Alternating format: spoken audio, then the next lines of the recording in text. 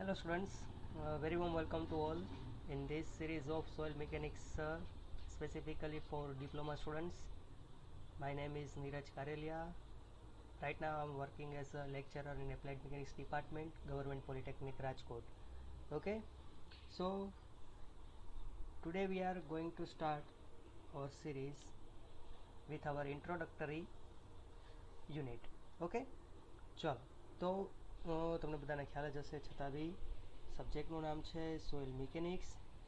Okay, subject code એનો આપણો subject code છે 33 40 605.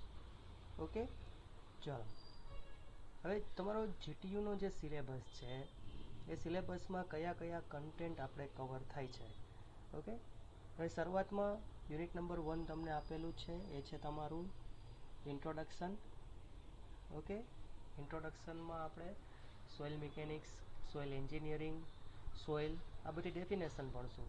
સાથે સાથે સોઇલનો કન્સ્ટ્રક્શન મટીરિયલ તરીકે કઈ કઈ જગ્યાએ યુઝ થાય છે અને અલગ અલગ પ્રકારની સોઇલ, સાથે સાથે soil formation in geological cycle, એ બધી વસ્તુ આપણે ડિસ્કસ કરશું.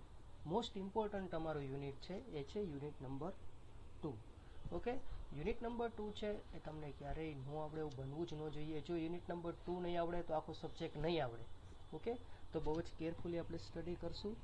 યુનિટ નંબર 2, ઇન્ડેક્સ પ્રોપર્ટીઝ, સોઇલની બધી ફિઝિકલ પ્રોપર્ટીઝ છે એના વિશે આપણે ડિસ્કસ કરવાનું છે અને એ પ્રોપર્ટી આપણે કઈ રીતે લેબોરેટરીમાં કઈ રીતે આપણે પ્રોપર્ટીઝ છે એ ફાઇન્ડ કરી શકીએ એના વિશેનું આખું યુનિટ છે. સાથે સાથે એ બધી પ્રોપર્ટી વચ્ચેનો ઇન્ટર રિલેશનશીપ બી આપણે આ યુનિટમાં સ્ટડી કરશું. એના પછી છે સોઇલનું ક્લાસિફિકેશન, એના પાર્ટિકલ સાઇઝના આધારે, એની પ્લાસ્ટિસિટીના આધારે અલગ અલગ પ્રકારે આપણે સોઇલનું ક્લાસિફિકેશન છે એ જોવાનું છે. નેક્સ્ટ છે કમ્પેક્શન. સોઇલનું કમ્પેક્શન કરો છો ત્યારે કમ્પેક્શનને રિલેટેડ ટેસ્ટ છે, સ્ટાન્ડર્ડ પ્રોક્ટર ટેસ્ટ, એ બધી વસ્તુનું ડિસ્કશન યુનિટ નંબર 4માં આપણે કરશું. એના પછી આવે છે પરમિએબિલિટી અને સીપેજ. ઓકે, એમાં આપણે કોએફિશિયન્ટ ઓફ પરમિએબિલિટી એ કઈ રીતે ફાઇન્ડ કરવું એવો ટેસ્ટ જોશું, એને રિલેટેડ એના ઇક્વેશન્સ અને એક્ઝામ્પલ્સ એમાં આપણે જોશું. યુનિટ નંબર 6 છે તમારું, એ છે શિયર સ્ટ્રેન્થ ઓફ સોઇલ, સોઇલની શિયર સ્ટ્રેન્થ.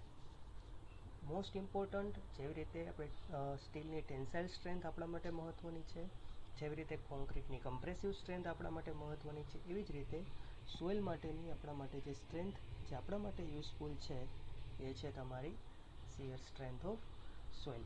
ઓકે, એના પછી નેક્સ્ટ છે બેરિંગ કેપેસિટી. બેરિંગ કેપેસિટી સોઇલની, ઓકે, અલ્ટિમેટલી તમારો સ્ટ્રક્ચરનો જે લોડ છે એ સોઇલને જ રેઝિસ્ટ કરવાનો છે, જે તમારી ફાઉન્ડેશન સોઇલ છે એને જ રેઝિસ્ટ કરવાનો છે. તો એ કેટલી ફોર્સ છે એ બિયર કરી શકશે એના વિશેનું આખું યુનિટ છે bearing capacity of soil, unit number 7. અને લાસ્ટ તમારું છે સોઇલ ઇન્વેસ્ટિગેશન અને એક્સપ્લોરેશન. જો ફિલ્ડ ઉપર તમારે સોઇલ એક્સપ્લોરેશન કઈ રીતે કરવું એની અલગ અલગ મેથડ્સ છે, કેટલા સેમ્પલ લેવાના, કેવા કેવા પ્રકારના સેમ્પલ્સ હોય, આ બધી વસ્તુનું ડિસ્કશન આમાં કરવામાં આવેલું છે. ઓકે, સો ચાલો હવે તમારું ઇન્ટ્રોડક્ટરી યુનિટ આપણે જે સ્ટાર્ટ કરીએ છીએ. ઇન્ટ્રોડક્ટરી યુનિટમાં કયા કયા content as per GTU syllabus આપણે કયા કયા કન્ટેન્ટ ભણવાના છે, તો કે છે history of soil. Okay, list of structure where soil as use as a construction material, ક્યાં સ્ટ્રક્ચર્સમાં આપણે સોઇલનો કન્સ્ટ્રક્શન મટીરિયલ તરીકે યુઝ કરશું.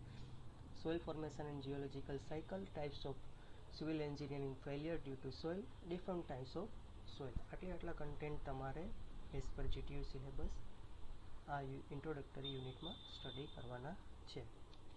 ચાલો તો શરૂઆત જે આપણો સોઇલ મિકેનિક્સ જે આપણું યુનિટનું આપણા સબ્જેક્ટનું નામ છે એનાથી જ આપણે શરૂઆત કરીએ. First of all, what is soil? Soil આપણે કોને કહીએ છીએ? તો જનરલી આપણે સોઇલ કોને કન્સિડર કરીએ છીએ કે ભાઈ આપણું જે ગ્લોબ છે, આપણું જે અર્થ છે, આપણું જે પ્લેનેટ છે, એનું અપરમોસ્ટ જે એનું લેયર છે, અપરમોસ્ટ જે ક્રસ્ટ છે એને આપણે સોઇલ તરીકે, માટી તરીકે કન્સિડર કરીએ છીએ. ઓકે, અહીંયા થોડુંક એવું તમારા માટે એક્સ્ટ્રા નોલેજ માટે મેં રેડિયસ ઓફ અર્થ બતાવી છે, ડેન્સિટી ઓફ અર્થ બતાવેલી છે. પણ આપણે સોઇલ કોને કહીએ છીએ generally speaking, soil is uppermost crust or layer of the our globe. Okay, next, for engineering purposes આપણે સોઇલ કોને કહીએ છીએ? તો soil is defined as uncemented aggregates of mineral grains. Uncemented છે, સિમેન્ટેડ નથી. Mineral of grains and decayed organic matter જે decay થઈ ગઈ છે, જે ખવાઈ ગઈ છે, ઓકે. એ સાથે સાથે એના જે પોર્સ છે, એની જે વર્ડ્સ છે, એમાં શું રહેલું છે? તો કે લિક્વિડ, જનરલ લિક્વિડ તરીકે વોટર રહેલું હોય છે, અને ગેસ એટલે કે હવા કંઈક રહેલી હોય છે, ઓકે. તો આ ફોર એન્જિનિયરિંગ પર્પઝ આપણે આ ડેફિનેશન્સ સોઇલની આપવાની રહેશે, ઓકે. ચાલો નેક્સ્ટ. હવે જે આપણું સબ્જેક્ટનું નામ છે સોઇલ મિકેનિક્સ, એનો મતલબ શું થાય છે, એની ડેફિનેશન શું થાય છે, ઓકે. તો soil mechanics is the branch of સાયન્સની એક બ્રાન્ચ છે. એમાં આપણે શું કરીએ છીએ? તો આપણે સ્ટડી કરીએ છીએ ભાઈ ફિઝિકલ પ્રોપર્ટીઝ ઓફ સોઇલની ફિઝિકલ પ્રોપર્ટીઝનું સ્ટડી કરીએ છીએ. સાથે સાથે સોઇલનું બિહેવિયર કેવું હશે કે જ્યારે તેના ઉપર અલગ અલગ લોડ લાગશે ત્યારે સોઇલ કઈ રીતે બિહેવ કરશે, ઓકે, એનું આપણે સ્ટડી કરીએ છીએ. Then we are in the soil mechanics, okay. સોઇલની ફિઝિકલ પ્રોપર્ટીઝ આપણે ફાઇન્ડ કરશું, ઓકે. અને સોઇલ ઉપર જ્યારે અમુક પ્રકારના અલગ અલગ પ્રકારના લોડ લાગશે ત્યારે એનું બિહેવિયર કેવું હશે એ આપણે સ્ટડી કરશું. Than we are in soil mechanics, okay. જે આપણું સબ્જેક્ટનું નામ છે એની આ ડેફિનેશન અહીંયા તમને આપેલી છે. ચલો હવે જોઈએ સોઇલ એન્જિનિયરિંગ.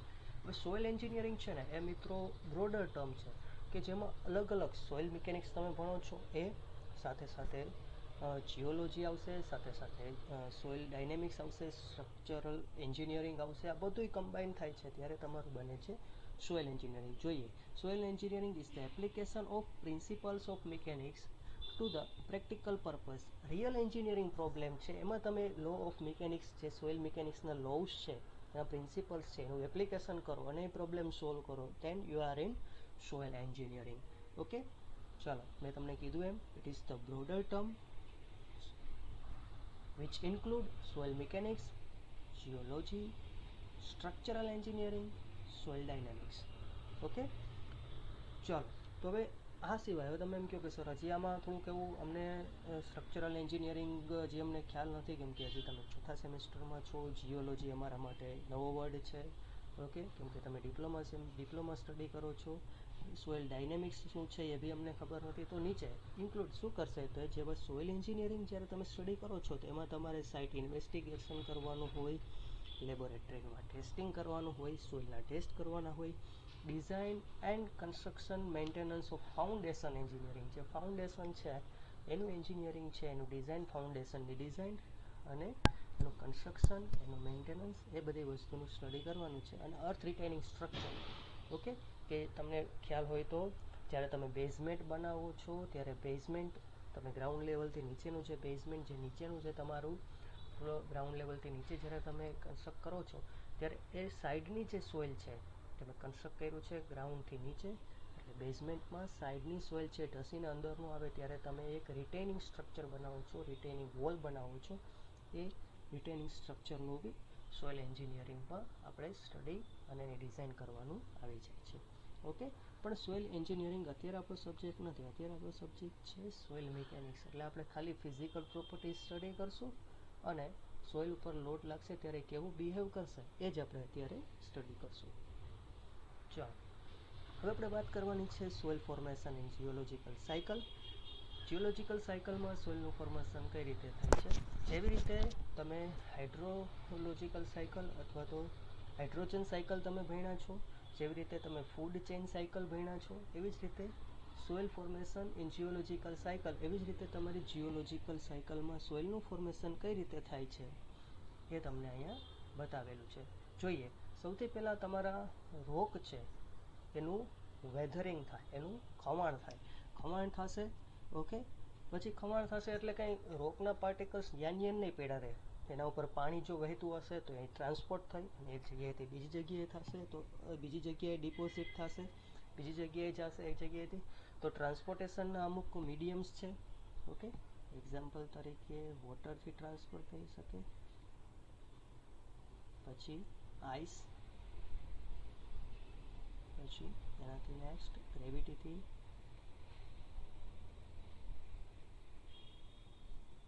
ઓકે. ઓકે, અને વિન્ડથી ટ્રાન્સપોર્ટ થઈ શકે. તો આવા અલગ અલગ મીડિયમ છે. પહેલાં રોકનું ખવાણ થાય. હવે ખવાણ કઈ રીતે થાય છે એ બી આપણે ડિટેલમાં જોશું. પહેલાં એનું ખવાણ થશે. ઓકે, હવે ખવાણ થયા પછી કદાચ તમારી સોઇલ છે એ ત્યાં ને ત્યાં પડી રહી અને ત્યાં ને ત્યાં ન પડી રહે, તો આ 4 મીડિયમ મેં તમને જે બતાવેલા છે એમાંથી કોઈ બી મીડિયમની સાથે સોઇલનું ટ્રાન્સપોર્ટેશન થાય. ટ્રાન્સપોર્ટેશન થાય એટલે એક જગ્યાએથી બીજી જગ્યાએ પહોંચે.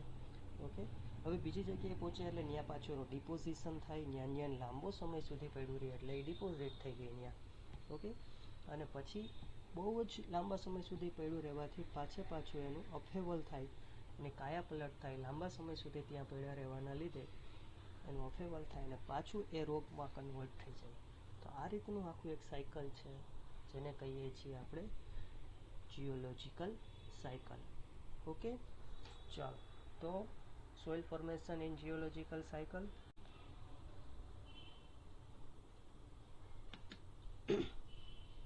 ઓકે સ્ટુડન્ટ્સ, તો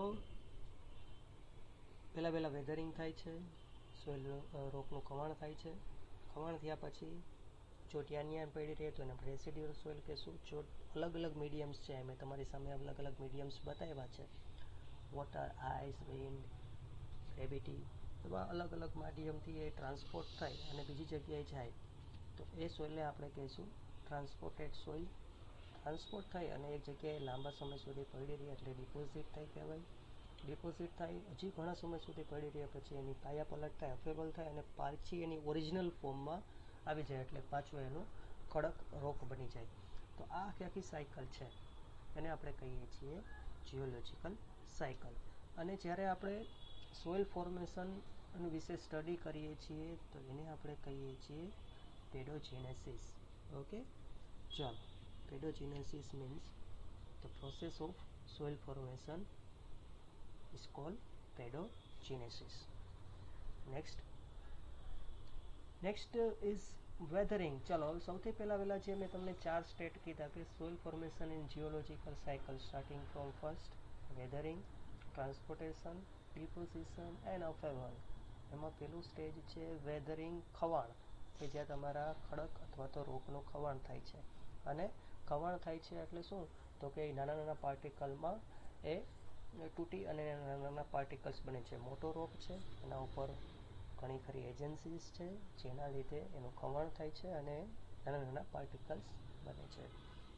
ઓકે, ચલો જોઈએ. તો હવે એમાં છે પહેલું છે વેધરિંગ. હવે વેધરિંગ છે તો વેધરિંગ એટલે શું, તો કે ભાઈ તમારો જે રોગ છે એ ડિસઇન્ટિગ્રેટ થશે, તૂટશે રોગ અને એમાંથી નાના સોઇલ પાર્ટિકલ્સ બનશે. ઓકે, મોટા રોક્સનું ખવાણ થશે અને એ પાર્ટિકલ્સમાં ગ્રેન્યુલર ફોર્મમાં આવી જશે. હવે સોઇલ ફોર્મેશનમાં વેધરિંગ સ્ટેજ છે એમાં 2 વસ્તુ છે. એક છે તમારું ફિઝિકલ વેધરિંગ અને બીજું છે તમારું કેમિકલ વેધરિંગ. ફિઝિકલ વેધરિંગ એમાં ખાલી ફિઝિકલ એજન્સીસ છે એ જ પાર્ટ લેશે, એની પ્રોસેસ કંઈક હશે એના લીધે એનું ખવાણ થશે. કેમિકલ વેધરિંગમાં કંઈક કેમિકલ ફોર્મેશનના લીધે તમારું ખવાણ થશે. જોઈએ નેક્સ્ટ ફિઝિકલ વેધરિંગ. ફિઝિકલ વેધરિંગમાં તમારું સોઇલનું જે તમારા રોગ છે એનું ખવાણ થશે. એમાં કઈ એજન્સી પાર્ટ લેશે, તો કે હીટ, ટેમ્પરેચર ડિફરન્સના લીધે, વોટર, પાણીના ઘસારાના લીધે અથવા તો ઇમ્પેક્ટના લીધે, આઈસ. ઓકે, આપણને બધાને ખ્યાલ છે કે પાણી કરતાં જ્યારે પાણી છે એનું કરતાં જ્યારે એ બરફ થશે પાણીમાંથી એનું વોલ્યુમ છે પાણી કરતાં વધારે હશે.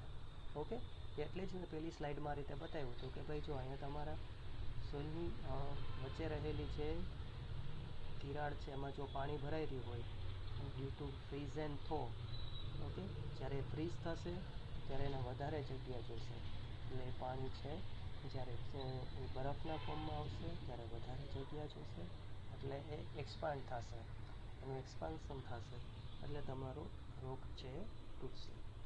ઓકે, ચાલો, તો ice, pressure. Okay, without any change in chemical condition. અને કેમિકલ કન્ડિશન છે કેમિકલ કમ્પોઝિશન છે એ સેમ રહેશે, એમાં કાંઈ ચેન્જ થશે નહીં.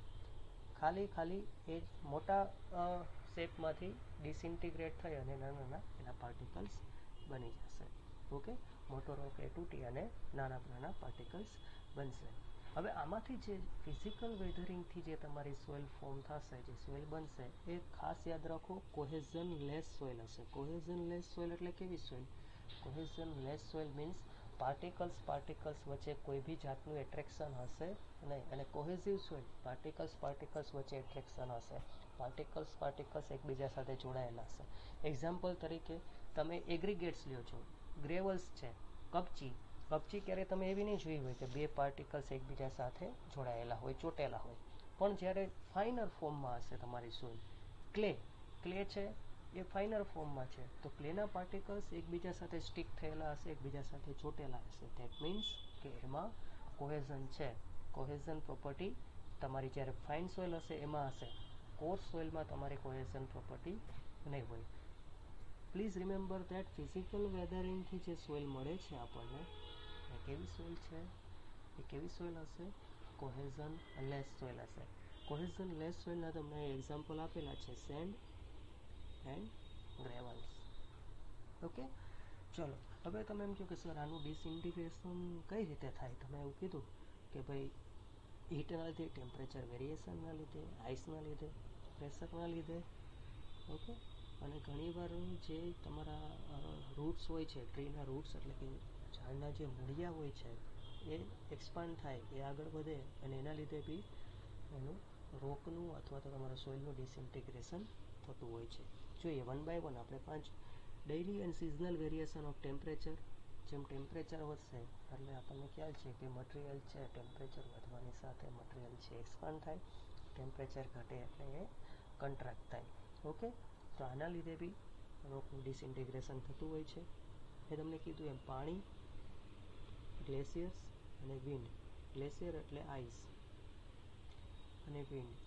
ઓકે, એનું ઇમ્પેક્ટ એના લાગતું હોય અમુક હાઇટ ઉપરથી એ પડતું હોય ત્યારે, અને એનો ઘસારો ફ્લો થતું હોય ત્યારે એનો ઘસારો લાગે, એના લીધે બી તમારે સોઇલનું ખવાણ થતું હોય અને એ નાના નાના પાર્ટિકલ્સમાં કન્વર્ટ થતું હોય. સ્પ્લિટિંગ એક્શન ઓફ આઈસ છે સ્પ્લિટ થાય અને વેજ ખરેખર નીચે પડે. સાથે સાથે જો આઈસની સાથે સાથે જો કોઈક રોક હોય તો એ બી ડ્યુ ટુ પ્રેશર વેજ એક્શનના લીધે એ ડાઉન સાઇડ એ બી તૂટીને આવશે. ગ્રોથ ઓફ રૂટ્સ મેં તમને કીધું એમ કે ઝાડના મૂળિયા છે, તમે ઘરની બહાર જો ટ્રી પ્લાન્ટ કર્યું હોય, એના મૂળિયા છે, જેમ ટ્રી ગ્રો કરશે, ઝાડ મોટું બનશે, મૂળિયા છે એ સ્પ્રેડ થશે. તો ઘણી જગ્યાએ તમે જોયું હશે કે તમારું ફ્લોરિંગ છે, ઘરનું ફ્લોરિંગ છે, એ બી ઉથલાવી નાખે, એટલા બધા એ સ્ટ્રોંગ હોય છે જ્યારે ગ્રો કરે ત્યારે. ઓકે, તો આના લીધે બી તમારા રોકનું ડિસઇન્ટિગ્રેશન થતું હોય છે. તો આ બધી ફિઝિકલ એજન્સીસ છે કે જેના લીધે તમારા રોકનું ખમણ થાય અને સોઇલનું ફોર્મેશન થાય. પછી આવે છે કેમિકલ વેધરિંગ.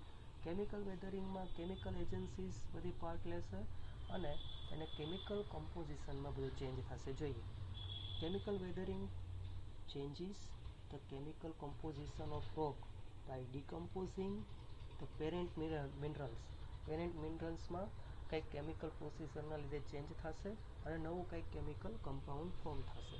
ઓકે, તો એમાં ઓક્સિડેશન, કાર્બોનેશન, હાઇડ્રેશન અને લીચિંગ ઓર સોલ્યુશન, આ 4 રીતે તમારું સોઇલનું કેમિકલ વેધરિંગ થશે. ઓક્સિડેશન, હવામાં રહેલો ઓક્સિજન છે, તમારા રોકમાં રહેલો મિનરલ્સ છે, એની સાથે કંઈક કેમિકલ પ્રોસેસ કરી અને નવું કમ્પાઉન્ડ ફોર્મ કરે, જેના લીધે તમારું સોઇલ છે એનું ફોર્મેશન થાય.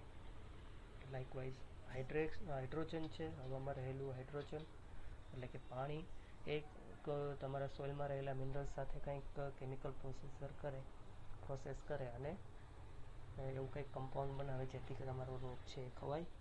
Okay, carbonation, likewise leaching, solution. Okay,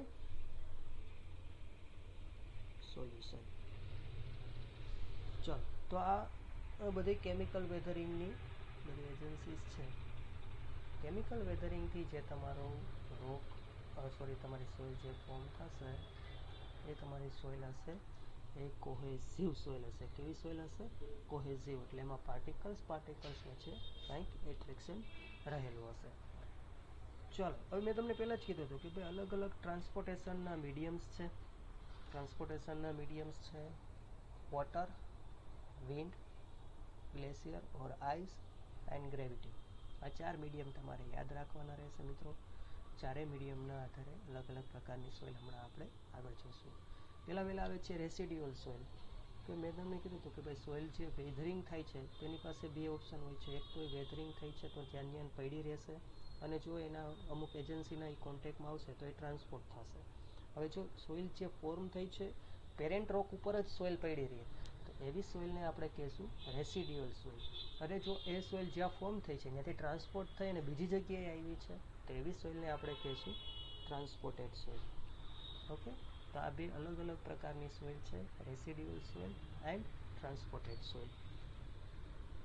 okay, હવે આપણે પહેલાં વાત કરવાની છે. મેં તમને કીધું હતું કે 4 એજન્સી જેના માધ્યમથી તમારી સોઇલ છે ટ્રાન્સપોર્ટ થાય. ટ્રાન્સપોર્ટના 4 મીડિયમ છે. First water, wind, air and gravity. જોઈએ એલ્યુવિયલ સોઇલ તમારા માટે નવી ટર્મ છે. પહેલી વાર તમે આ શબ્દ સાંભળતા હશો, એલ્યુવિયલ સોઇલ. એલ્યુવિયલ સોઇલ શું છે તો કે જ્યારે તમારી સોઇલ છે એનું વેધરિંગ થઈ ગયું છે, હવે એ ટ્રાન્સપોર્ટ થાય છે પાણીથી, તમારી સોઇલ ટ્રાન્સપોર્ટ થાય છે. ઓકે, તો એનું ટ્રાન્સપોર્ટેશનનું મીડિયમ કોઈ બી સોઇલનું વોટર છે તો એ ટાઈપની સોઇલને આપણે કહીશું alluvial soil. By the definition, alluvial soils are soil which have been transported and subsequently deposited by flowing water. Okay, તમે આ બધા ડેલ્ટા વિસ્તાર જોયા હશે, સુંદરવનનો ડેલ્ટા છે એ. ઓકે, તો આવી રીતે સોઇલ છે ટ્રાન્સપોર્ટ થાય અને જ્યારે એનું વેલોસિટી છે, વોટરની વેલોસિટી ઓછી થઈ જાય, એનું વહેણ છે ઓછું થઈ જાય, ત્યારે એ એક જગ્યાએ સોઇલ છે ડિપોઝિટ થાય છે. તો transported and deposited by water, that type of soil is called alluvial soil. Next છે એવોલિયન સોઇલ. જેવી રીતે એલ્યુવિયલ સોઇલ છે it is transported and deposited by water, in the same way aeolian soil છે એ વિન્ડના લીધે ટ્રાન્સપોર્ટ અને ડિપોઝિટ થશે. Okay, આ રણ પ્રદેશનો ડેઝર્ટ એરિયાનો મેં તમને એક અહીંયા પિક્ચર બતાવેલું છે. ઓકે, અને એનું એક એક્ઝામ્પલ છે એ પ્રકારની સોઇલનું, એ છે લોએસ. ઓકે, તમને એક શોર્ટ ક્વેશ્ચનમાં પૂછે કે લોએસ કયા પ્રકારની સોઇલ છે તો તમે આન્સર આપી શકો છો કે લોએસ છે એ એવોલિયન ટાઈપ ઓફ સોઇલ છે. Okay, alluvial transported and deposited by water, aeolian transported and deposited by wind or air. Next છે colluvial soil. Colluvial soil transported and deposited by gravity. કેનાથી transport અને deposit થશે? ગ્રેવિટીના લીધે. Okay, ચલો એનું example છે ટેલસ. તમે જોઈ શકો છો પહાડ છે એની ઉપરની જે રોક છે તો રોકનું વેધરિંગ થઈ જાય છે, પછી ડ્યુ ટુ ગ્રેવિટી એ ઘસડાઈને નીચે આવે છે. તો આ પ્રકારની જે સોઇલ છે, ઓકે, એને આપણે કહીશું કોલ્યુવિયલ સોઇલ. નેક્સ્ટ છે glacial soil. Okay, glacial soil છે transport and deposited by ice or glaciers. Okay, અને એનું એક્ઝામ્પલ છે ટીલ. ઓકે, સોઇલના પાર્ટિકલ્સ જે સોઇલ છે એ જ્યારે તમારું આઈસ ફોર્મ થશે, જામશે, પાણી છે એ જામશે, ફ્રીઝ થશે, એની સાથે સાથે તેમાં રહેલા સોઇલના પાર્ટિકલ્સ છે એ ફ્રીઝ થઈ જશે.